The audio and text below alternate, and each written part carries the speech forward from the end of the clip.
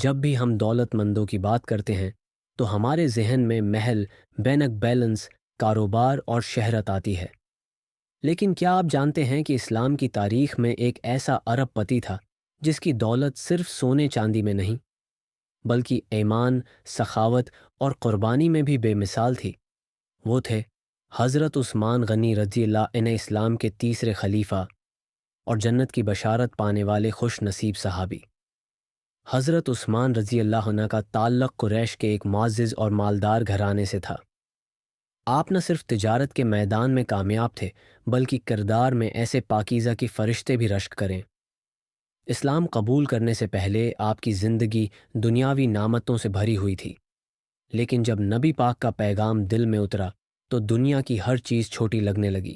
سوچیں، ایک ایسا شخص جو مکہ کا کامیاب تاجر ہو، عزت دار ہو، وہ سب کچھ چھوڑ کر اللہ اور اس کے رسول کی رضا کے لیے ہجرت کر جاتا ہے۔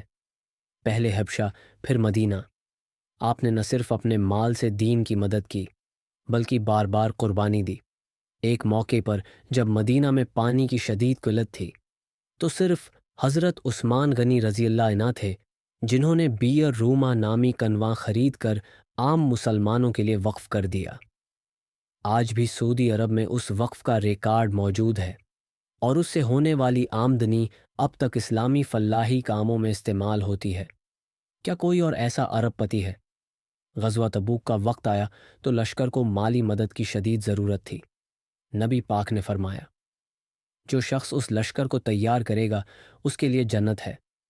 حضرت عثمان نے ایک نہیں، دو نہیں، بلکہ 900 اونٹ اور 50 گھوڑے دیے، اور اس کے ساتھ ہزاروں درہم بھی۔ نبی پاک کی آنکھوں میں آنسو تھے۔ آپ نے فرمایا، آج کے بعد عثمان جو بھی کرے اللہ اسے معاف فرما دے گا۔ یہ تھی آپ کی سخاوت۔ لیکن یہی عثمان ہمیشہ خلیفہ بنے تو عاجزی میں زمین سے بھی نیچے تھے۔ خزانے میں دولت آئی لیکن ذاتی زندگی میں سادگی کا یہ عالم کہ سواری پر عام اونٹ، لباس میں سادہ کپڑے اور کھانے میں روٹی و زیتون۔ لیکن جب فتنہ اٹھا، جب لوگوں نے سازشیں کیں تو یہ عثمان ہی تھے جنہوں نے اپنی جان دی مگر امت میں خون بہنے سے روکا۔ انہوں نے تلوار نہیں اٹھائی کیونکہ نبی پاک نے فرمایا تھا، اے عثمان، تم پر ایک وقت آئے گا جب لوگ تم سے قرآن کی ایک بات پر اختلاف کریں گے، اگر تم صبر کرو گے تو جنت تمہارا انعام ہوگی۔ اور عثمان غنی رضی اللہ عنہ نے صبر کیا، حتی کہ شہادت کا تاج سر پر سجا لیا۔ قرآن کی تلاوت کرتے کرتے شہید کر دیے گئے۔ یہ تھا وہ ارب پتی جس کی دولت دنیا کے ہر خزانے سے قیمتی تھی، جس نے زندگی کا ہر لمحہ اللہ اور اس کے رسول کے لیے وقف کیا۔